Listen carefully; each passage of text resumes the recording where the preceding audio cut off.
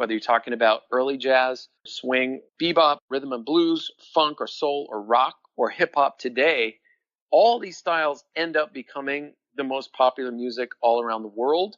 And a lot of that has to do with the way the groove feels. The groove is based on what I call the American pulse. And what makes it feel so good, what makes people want to dance to it, is that it encompasses two contradictory factors. One, forward momentum, and two, a feeling of being laid back and relaxed.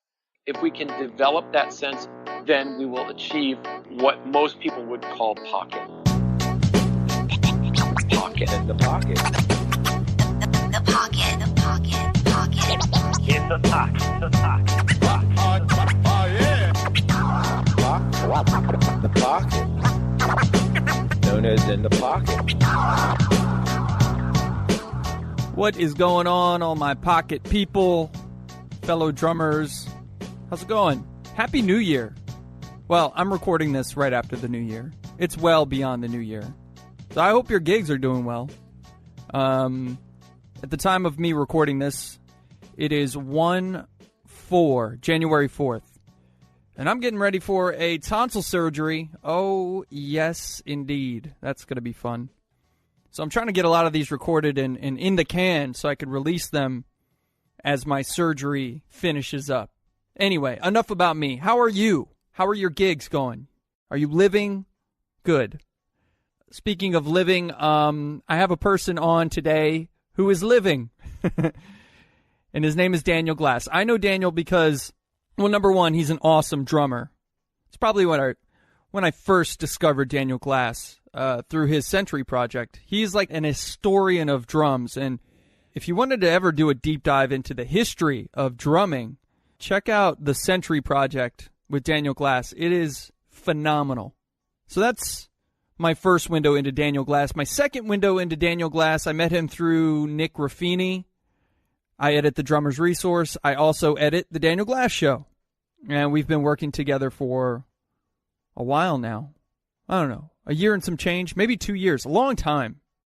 And I wanted to talk to him because he's a drummer doing the damn thing. He writes books, releases DVDs, he teaches, he's constantly gigging. I mean, dude is a working drummer, and so I think it's worth talking to him, see what we can find out. In this first part of the interview, we get into a bunch of stuff, including this idea of, is it too late, and playing catch-up. And I love the response that Daniel gives me when we discuss this, because that was one of my biggest things, when making the leap into becoming a professional drummer. Is it too late? Am I too old? And finally, we're going to get into the truth about marathon practice sessions. You know, the guy that's always like, yeah, I used to practice 8 hours a day. And maybe that's true, but I don't know. I have a hunch that those practice sessions don't always happen exactly as they claim to happen. I'm not going to say anymore. We're going to get into this interview with Daniel Glass. And of course, since I'm a professional broadcaster, I had to open up the interview and ask Daniel what he had for breakfast. I had a spinach feta omelet. So not only is Daniel a healthy person, but I was curious about his thoughts on morning routines and rituals. I'm really bad about morning rituals. Unfortunately, I used to be much more focused on morning rituals. I don't really do anything terribly productive. When I first get up in the morning, I usually read the New York Times, which is probably not a smart move because it's very depressing. Right. But generally, that's when I have time. Often in the morning, I'm scrambling to get whatever has to be taken care of that day underway. As you know, having worked with me and my schedule, I'm always just running to put out whatever fire needs to be put out that day. And often I'm scrambling just to keep up with the schedule that I have. As I've talked about in my own podcast, my career is sort of 3 separate careers: as an author, an educator, and as a performer, as a drummer. And each one of those is really its own career. And so it keeps me extremely busy. And there's always some kind of deadline, often which is the podcast, because that's something that has to get done every 2 weeks. And often and I apologize to you since you're the one who has to edit it in a timely manner so it can get on air, so to speak, on time. I end up scrambling. So that's generally what I do in the morning when I get up, is start putting out fires. I would like to, in my fantasy world, get up and do a little bit of breathing and meditating in the morning and some stretching, which I don't do as much of as I should, but I have at various points in my life done a lot more of that kind of stuff, and I'd love to get back to that more. I hear you. I used to have a really regimented morning routine. Nick from Drummer's Resource actually recommended that I read The Miracle Morning, which, by the way, is a really, really good book.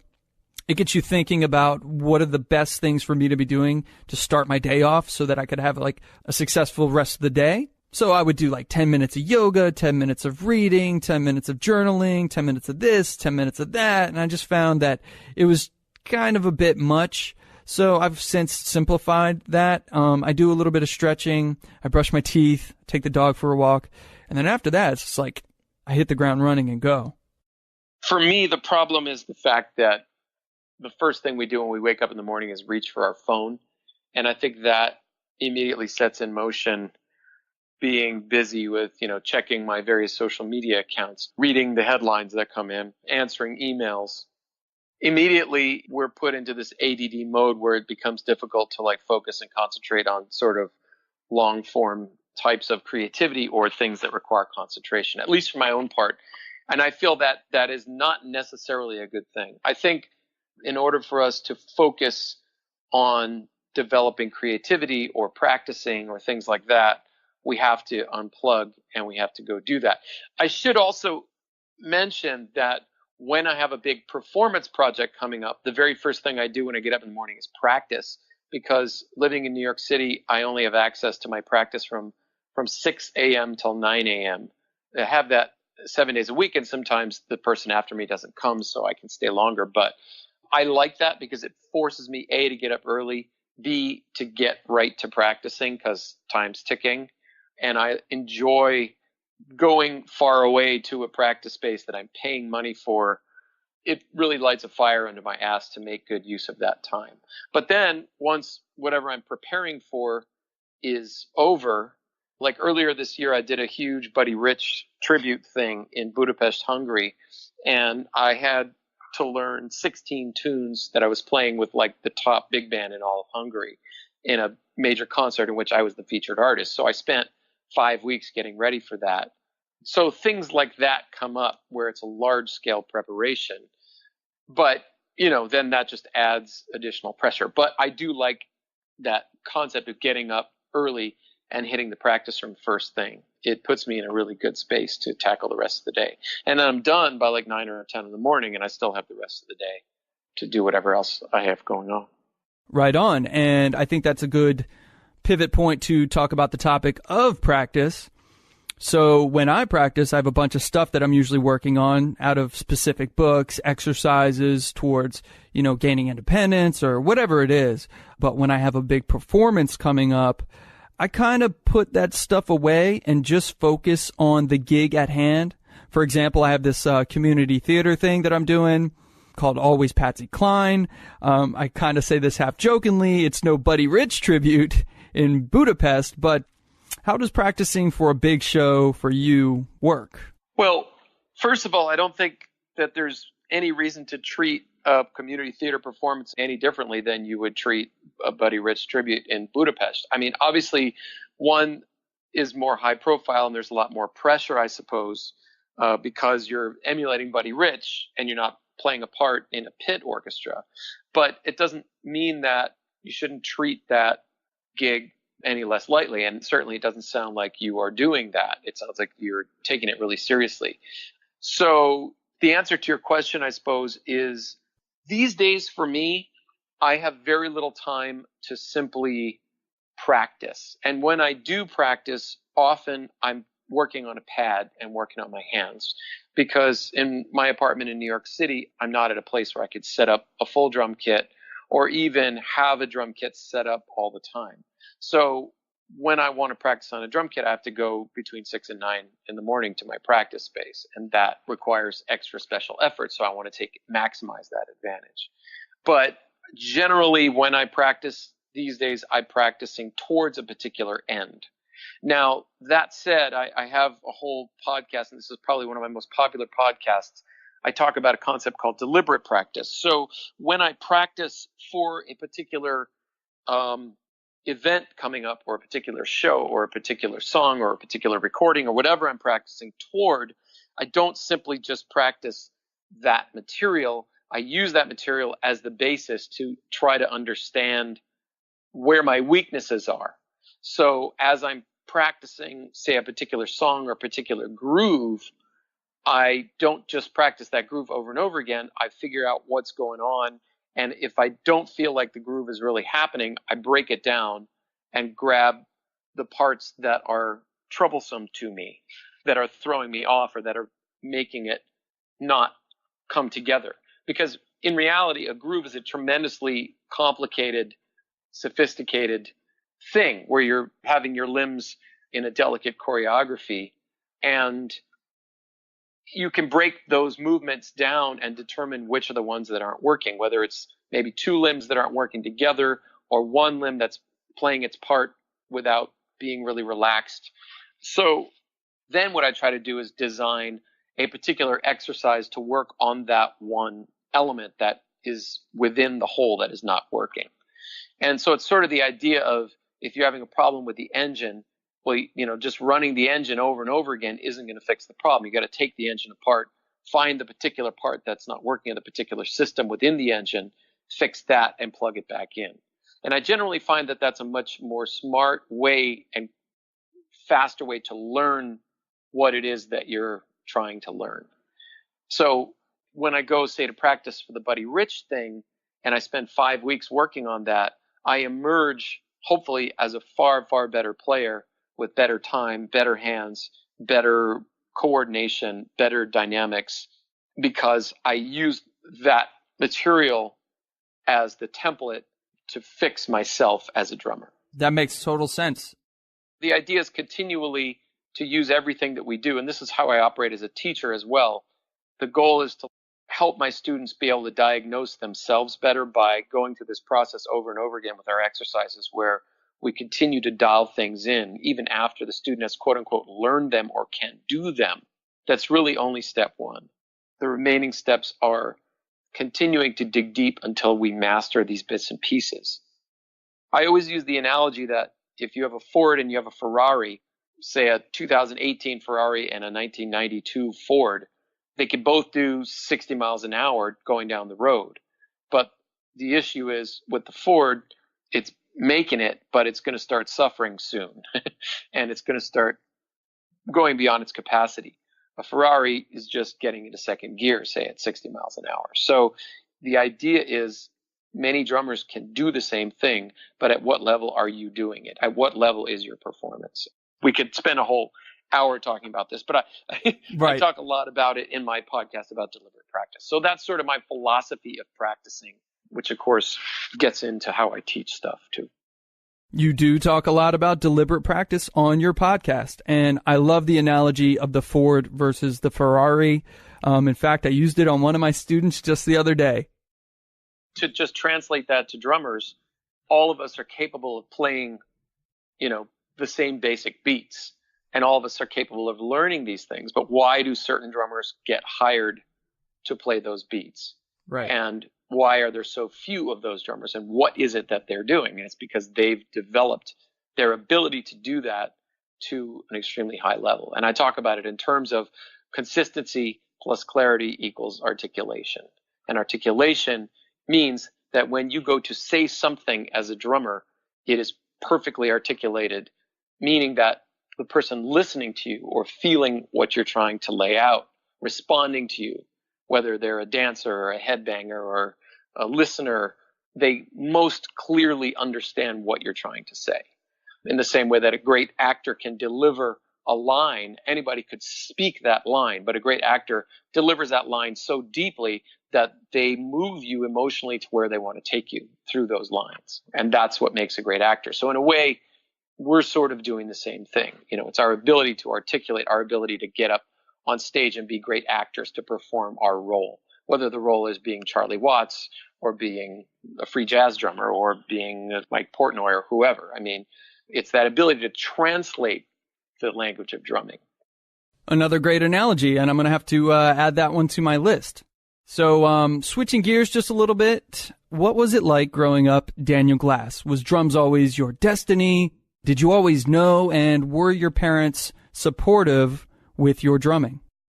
Well, I always knew that I wanted to be a drummer. I was, like so many others, just banging away on things from the time I can remember and was interested in rhythm.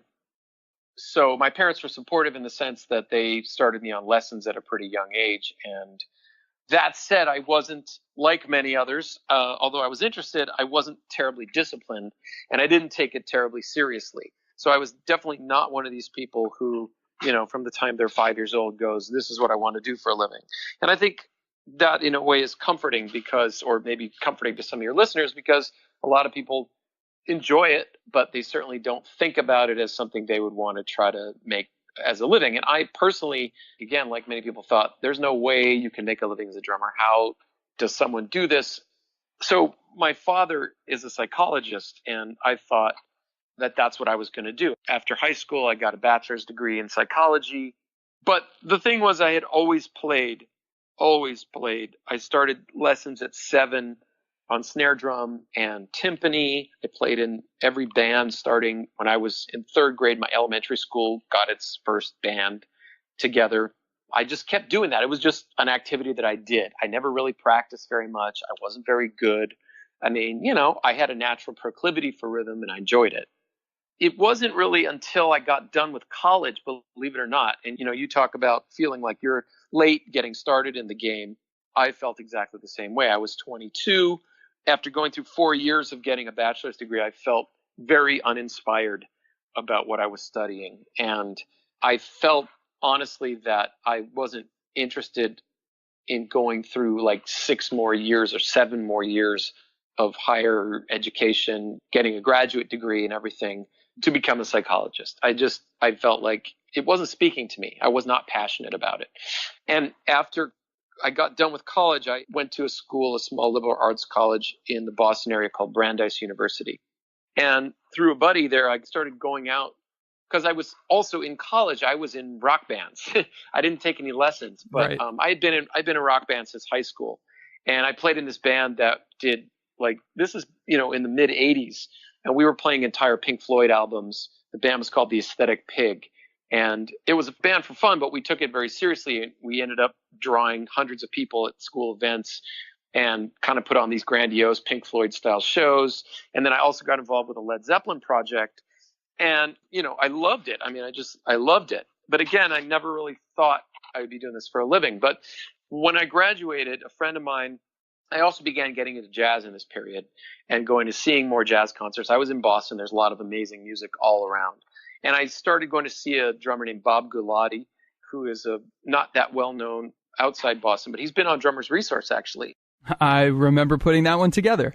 Yeah, he's truly one of a great wizard educator that is one of those hidden gems out there. He studied under Alan Dawson at Berklee at the same time that Steve Smith was there in the early 70s. It was a very pivotal time for a lot of drummers studying, and Berklee was really one of the few key places you could go to get that kind of an education at that time.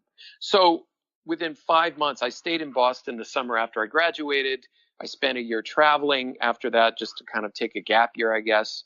And by the time I was done with that, I was so into music and so into jazz and drums. And studying with Bob was the first time that I really began to woodshed. And, it was a good time because I was out of college. I was, just working menial type jobs or whatever just to earn money so I could have fun. And I was having fun. And I started doing 5-hour practice sessions and started practicing things at a deeper level under Bob's tutelage, and just my head just totally exploded. And I was like, this is what I got to be doing.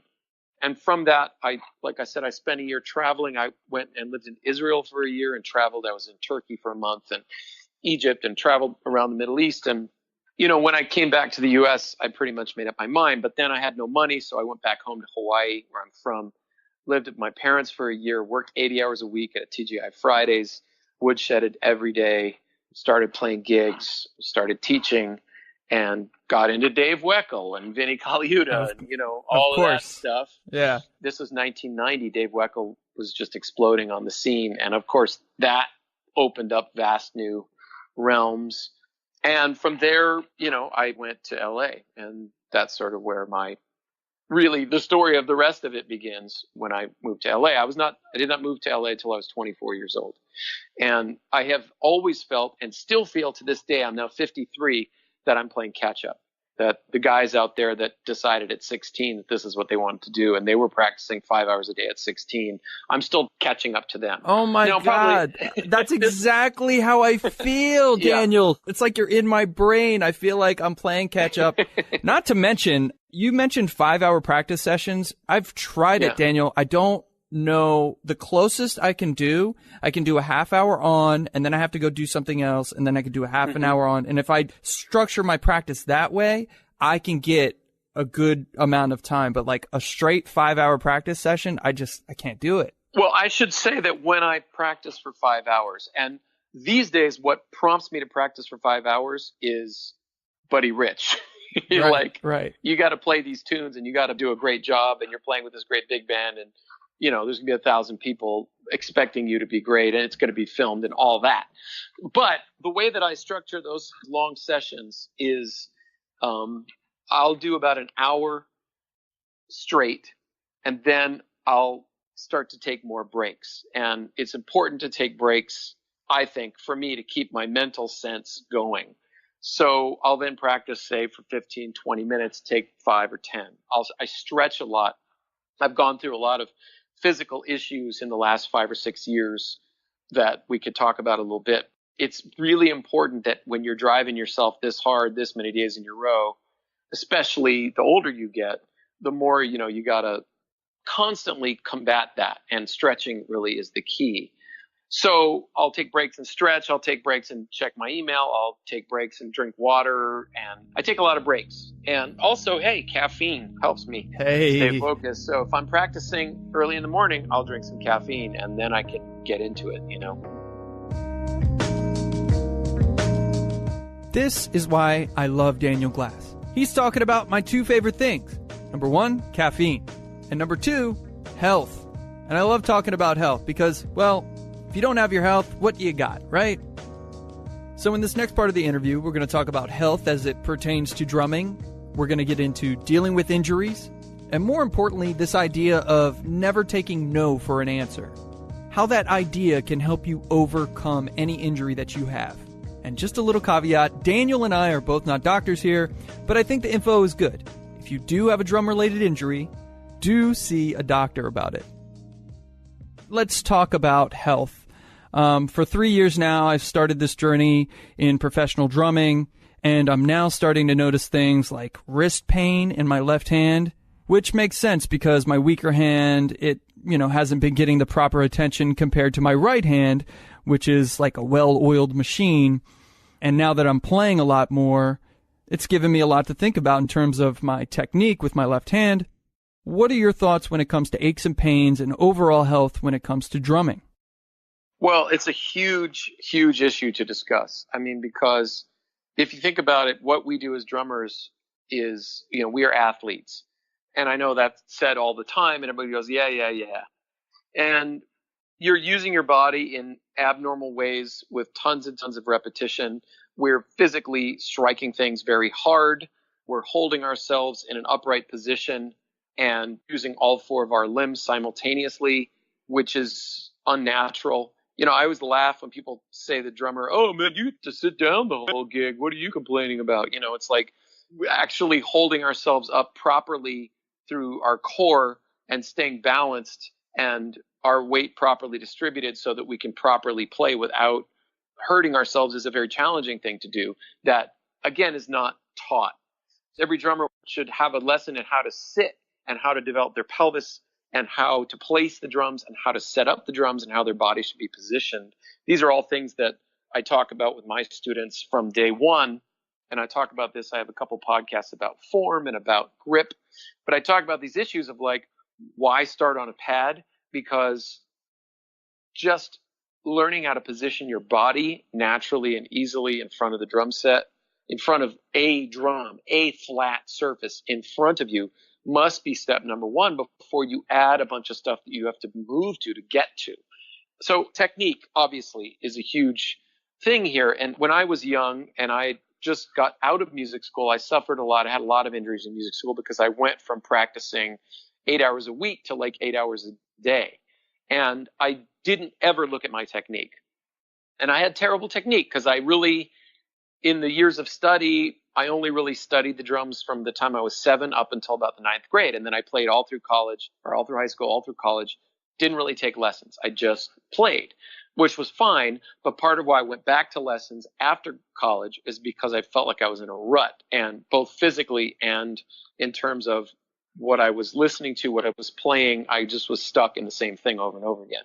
So that began a long process, which really has never ended to this day, of trying to unlock the secrets of technique, which I really feel is like, I've talked about it as a Rubik's Cube. I've talked about it as like, an onion.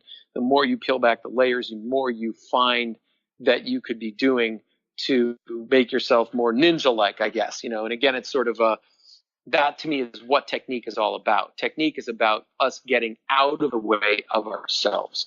And the way we do that is we move in the most natural, tension-free way possible, whether it's setting up a rudiment or a backbeat, whether it's moving to the ride cymbal or moving around the drums from surface to surface, whether it's moving our feet on the pedals. Our movements have to be easy and natural. And of course, you would say, yeah, sure, of course. But to actually really get there and to really dive into what that's about, that's a big part of what I teach and how I approach the subject. To me, the idea of just drum education means learning limb independence exercises and different grooves and different styles is completely secondary to what are we actually doing behind the drums? How are we holding the sticks? How are we striking? How are we moving, et cetera, et cetera. So in this conversation of health, don't want to forget that was your question. Yes.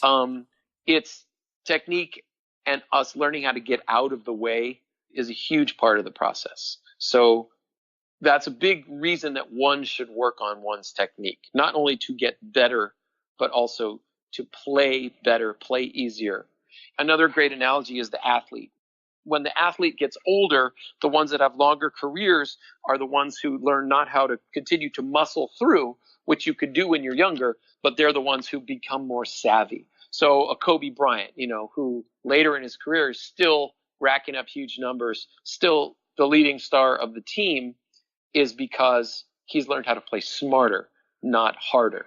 This is really where we must go if we want to have a longer career as drummers. So the injuries I had when I was 21 and in music school, or 20, 22, 23, those injuries could have stopped my career.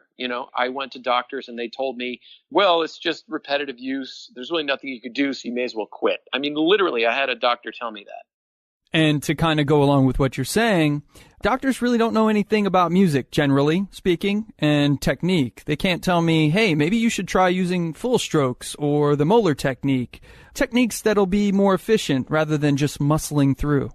Yeah, and this doctor literally told me, my wife, she used to play music, but she sells insurance, so, just move on. Then later on in life, I've had issues with wrists and ankles, and, obviously not something you want to have as a drummer. Right. And I was told again by doctors, well, now you're getting old and things just fall apart and wear out when you get old. So again, usually, you're screwed. So the upshot of all this is that I did not believe these quote unquote professionals. And just because repetitive motion is causing you pain, it doesn't mean that you should no longer be able to do repetitive motion, that you must stop all repetitive motion. It's not true at all. We as musicians, and this is my opening salvo about this, we as musicians must take responsibility for our own health. And what that means is don't stop until you find the answer, and realize that the answer almost always invariably involves you, me, us, we, making change within how we operate in the world, meaning our diet, our sleep patterns, our exercise patterns, our stretching or non-stretching. In the last 5 years, I really came close to quitting, believe it or not, a whole bunch of times, or felt like I couldn't continue because I was in so much pain when I would play and when I didn't play. I've lost gigs because of this. I had to stop playing a lot of different types of music because of this. Like I said, I haven't really talked about it very much, but I never stopped believing, even sometimes it was very difficult to, that I wasn't going to find the answer so I could do what I wanted to. And the only reason I'm even talking about it now is because I've been working on this since probably about 2012 when serious problems started cropping up. It's now 2018. It's taken me 6 or 7 years. And the answer is medical science, physical therapy, exercise, yoga, my diet, stretching constantly. But again, another analogy is what I've been able to do. And by the way, I'm back to doing almost anything I want to do again behind the drums and practicing as much as I want. Great. Which really only has just kicked in the last, say, 6 months. It's exciting, but the equivalent is like imagining that you're piloting an aircraft carrier. And to turn the aircraft carrier around, it's not like hanging a UE in your car. Right. It takes a massive amount of effort and a very long time. And another way of thinking about this is anytime you develop pain, you have to think about how much time you've been playing and how long it took you to develop the injury, how long you've done what you've done to develop the injury. And I would say for most drummers, the injuries we have are not physical injuries in and of themselves. In other words, if you fall down and break your arm, that's a physical injury, Right. as I'm just defining it. If you develop tendonitis, that is because what is going on in your body or how you are approaching what you do. The downside of this is that most of us are lazy, and I don't want to be negative about it, but we are not truly willing to look at every option and try every possibility. And people want quick fixes. We live in the quick fix world of you see an ad on TV for a medicine that'll cure you. They make all kinds of promises. Mostly doctors that give us medicine are not going to cure us. And often that medicine in the form of often anti-inflammatories can cause as much damage as it can help, or it can remove symptoms, but is not in any way going to deal with the underlying problem, which is what are we doing? What is our lifestyle? And people may live very healthily. I thought I was very healthy. I thought I was in very good shape. I thought I had great technique. And I do have great technique. Thank God. So, a lot of times people were like, well, it's got to be your technique. Right. And it wasn't my technique. It was all these other changes that I've made on these other realms. Now I'm applying my technique more than ever, and I'm playing better than ever, and moving forward with it. However, when I was 22, 23, and I had those injuries, it was a lot to do with my technique. And that's when I went to go study with Freddie Gruber. I got out of a year of music school, and I'd had all these physical problems, and they weren't going away. And I went to Freddie, and I started from zero after I'd been playing for 15 years, and I had a big ego. Oh, I just went through music school, and Right. I was one of the top guys in my class, and I'm starting to gig professionally. And it's like, so what? I was in pain all the time. So I have overcome things that I've been told are not overcomable, but it's taken a gargantuan amount of faith and trying to be as absolute as possible. And I'm planning to actually do a 4-part series on the podcast about all these issues and break each one down: the dietary thing, the sleep thing, the exercise thing, because I talk a lot about the drumming thing and the technique thing, but these other aspects of life tend to be ignored and not really discussed. What's interesting is that almost invariably, for example, Steve Smith and I, over the years, we've become good friends. We wrote a book together, and when he's in New York, I see him fairly regularly. And almost the first topic of conversation that comes up is, how are your injuries? Oh, this and that. How are your injuries? And we're comparing notes and we're talking injuries. And I guarantee you, if you talk to any drummer in their 50s and 60s, that's probably a lot about what they're talking about. Right. And the fact that I look at someone like Steve, who's my hero, in the fact that he's 10 years older than I am. So he's 62 or 63 or something around there at this point. And he's playing better than ever, stronger than ever, just did 3 years on the road with Journey. And he's not afraid to address these things or discuss them. and change what he's doing. So if you look at the way he played with Journey in the 80s and the way he plays with Journey now, what comes out is the same, but what he's doing is completely different. And the way his drums are set up is different. How hard he's hitting is different. Mm-hmm. And yet, it's Steve Smith, you Right, know, and he right. sounds freaking amazing. All right, so far in the interview, we've touched on a bunch of stuff. But just to recap, we've talked about the importance of morning rituals, this idea of is it too late and playing catch up, the truth about marathon practice sessions, we've discussed health, dealing with injury, and the idea of never taking no for an answer, and how that can help you overcome an injury. But now we're going to get into the pink elephant in the room. So you've decided, I want to be a professional drummer. Well, maybe you noticed that it's kind of an unusual life we lead, us drummers. And we're going to talk about it. We're going to talk about this idea of leading an unusual life and how a simpler life can help you along your drumming journey. We're also going to talk about how to deal and maintain relationships. I mean, if you're making a living playing drums, chances are you're working when other people are partying and having leisure time. So how does that work in maintaining relationships with friends and loved ones?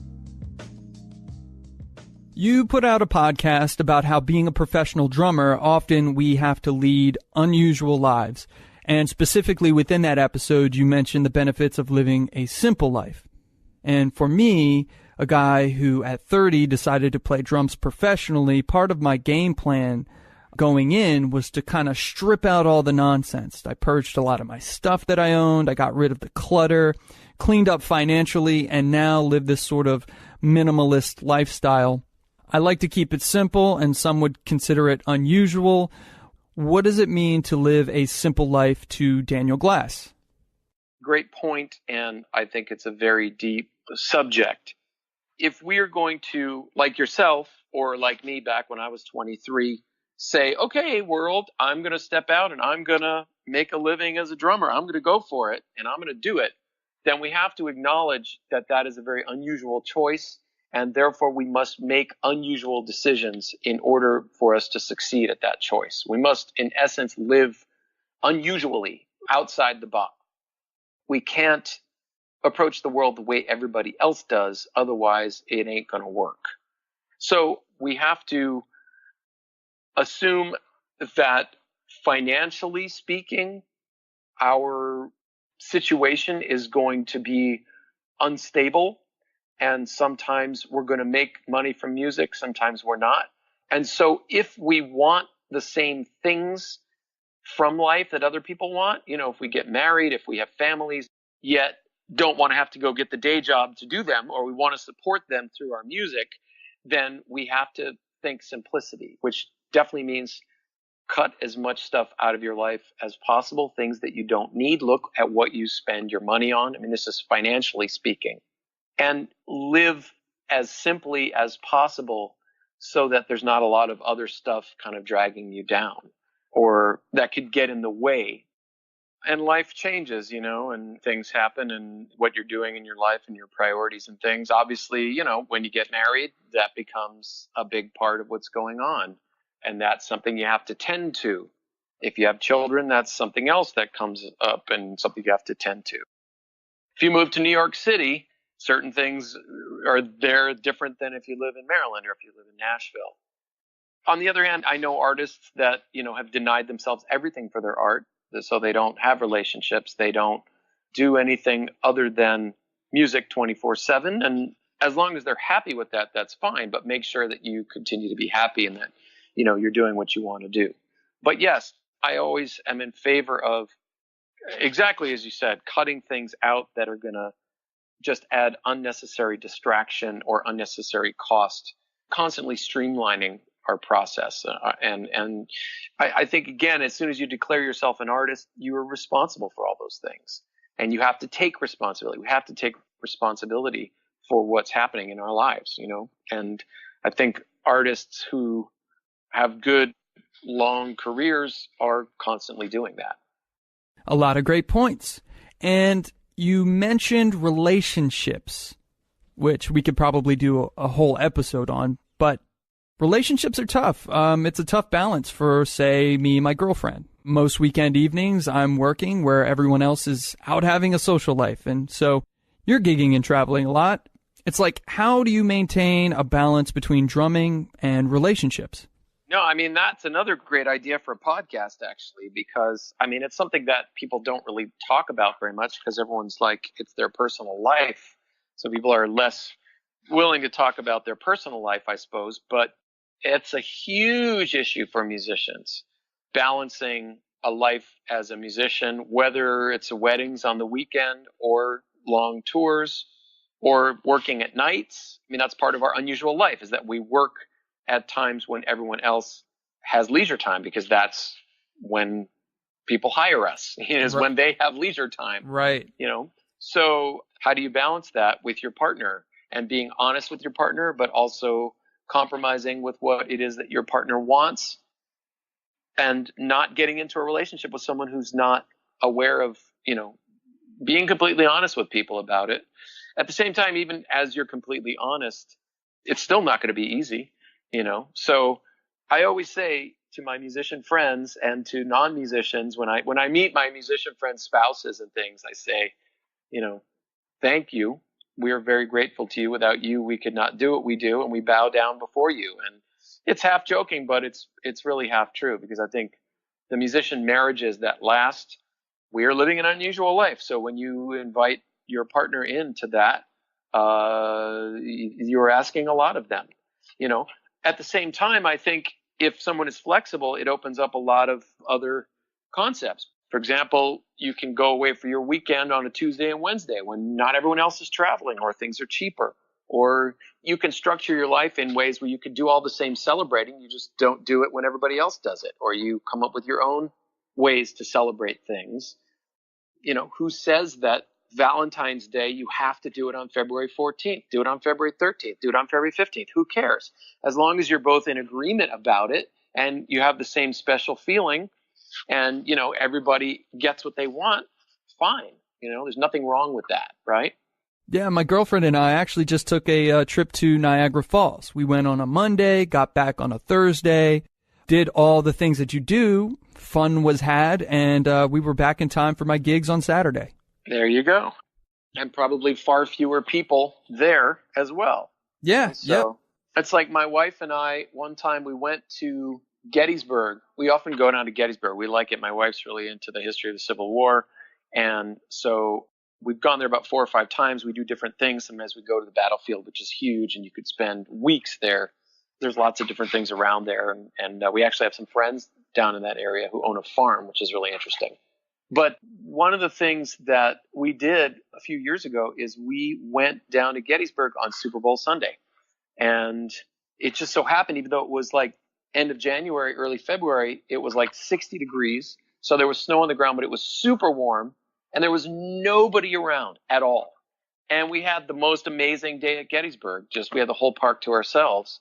And, all the different, they have lookout posts and all these things that are normally super crowded. There was like nobody there. The road that you drive through the park on was totally empty.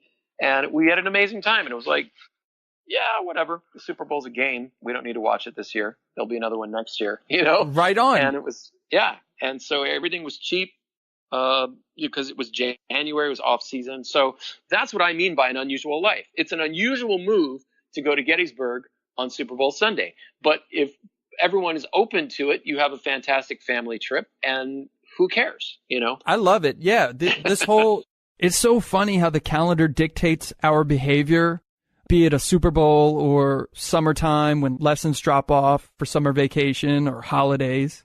I mean, think about Christmas. That one day generates so much hysteria for the weeks leading up to it. It generates so much emotional, expectation. There's always this downside after it. I mean, it's totally insane. And I know people who like celebrate Christmas in January.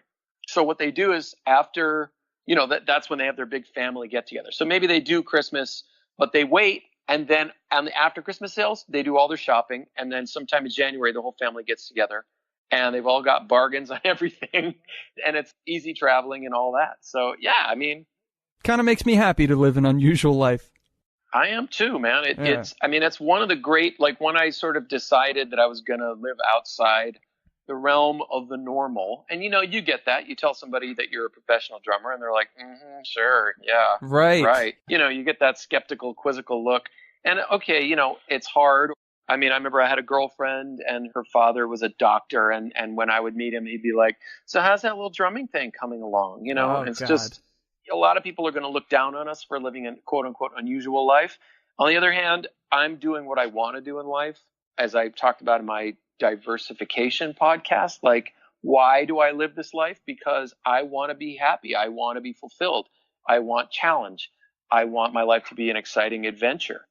Of course, it can't be that every day, but I certainly never feel like, oh God, the weekend's over. Another week of hell at my office, at my job where I'm unappreciated. It's like, Right. Great. It's Monday. I get to go to Birdland tonight and a ton of people are going to applaud me and I'm going to play some kick-ass music and rock the frickin' house there. And at the end of the night, people are going to walk up to me and tell me how great I am. And it's not an ego thing. It's like, who the F wouldn't want to do that every Monday night? Who wouldn't want that to be their Monday? But on the other hand, to get there, that doesn't just fall in your lap. I spent 25 years in the music industry busting my ass so that, and this is again, I did a podcast about preparation. So I didn't know that this opportunity was coming, but when it came, I was ready for it. And that's why I'm here in Pittsfield, is because that Monday night gig at Birdland. Yeah. It's okay to be excited about it. I embrace it. This is what I wanted. A lot of people couldn't handle this. A lot of people need security at all costs. Right. As long as they have security, they will put up with the worst job and no appreciation and a 2-hour commute in each direction, say, or any one of these things. Right. When I do a job like that, I feel like I'm going to die.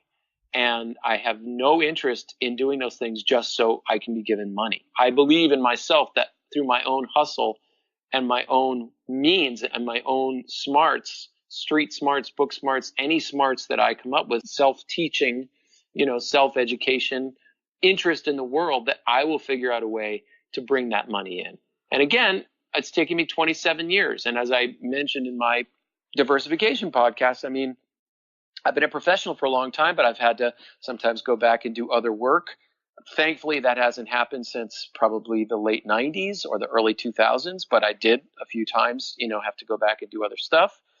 And moving into this new season of my life, which is about my brand, and sort of moving away from depending on this one band that I was with for 20 years as my primary source of income and having to have all the eggs in that basket. Right. It's been awesome.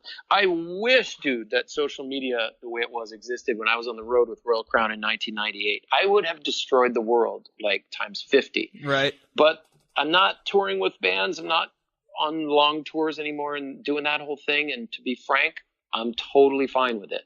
And I'm just, okay, I got to figure another way around it. It's like the water running into the boulder. You're never going to stop the water. The water's always going to find a way through and around. And, so I don't really like anyone to tell me no. It's like, tell me no. Okay. So then how do I get to yes? Right. Whether it's my health or whether it's my education, whether it's getting better as a drummer, whether it's as a teacher, whether it's, earning enough money or doing what I want to do. Buying an apartment in New York City. It's one of the most daunting things. And I did it last year, and so, you just have to tell all the voices, all this cliched stuff. There's a lot of voices, external and internal, that are going to say no. And you got to just say, I'm on a different path than everybody else. So I'm just going to keep, really honestly, responsibly moving down that path. And there you have it, my pocket people, my drumming friends and family, Daniel Glass. Please do yourself a favor, listen to The Daniel Glass Show on drummersresource.com. Also check out Daniel Glass, drummer, author, educator on Facebook. There's a lot of great wisdom, discussion. I post a lot of interesting videos and curate them. Old school videos, drumming videos, music videos, and people might learn an awful lot. He also teaches on Skype. It really doesn't matter what style of music you play. I teach a lot of jazz players. I teach one of the biggest, most popular rock drummers in Russia. right now, and it's more about moving around the drums, freeing yourself, getting rid of tension, and playing more effectively through technique evolution, so it'll make you better at whatever it is that you do. And that's what I enjoy doing as a teacher. It's very intense, in-depth work. I will challenge you a lot, but for those that hang with it, invariably, they really take it to a new place. And of course, we say that, I'll take you to the next level, but in my opinion, the next level is, well, what do you want to do specifically? Do you want to get more gigs? Do you want to be a more effective jazz drummer, or whatever it may be? And we move towards that. So it's not simply technique for the sake of technique. It's technique for the purposes of the goals that we establish at the outset of the process. He's always gigging, has books and DVDs out. If you want to keep up with Daniel Glass, go to danielglass.com. Thank you very much for the opportunity, Justin. Take care, brother. See ya. Bye-bye. Music for today's episode is by R. David R. He's got an awesome drumming YouTube channel. Keep up with me and everything I'm doing at justinthomas.net. And as of right now, I'm doing this thing completely for free. This is definitely a passion project. And any support that you can give me, I would greatly appreciate. I am on Patreon. Just search The Pocket, and I'm sure you'll find me. Thank you very much. Until the next episode, later!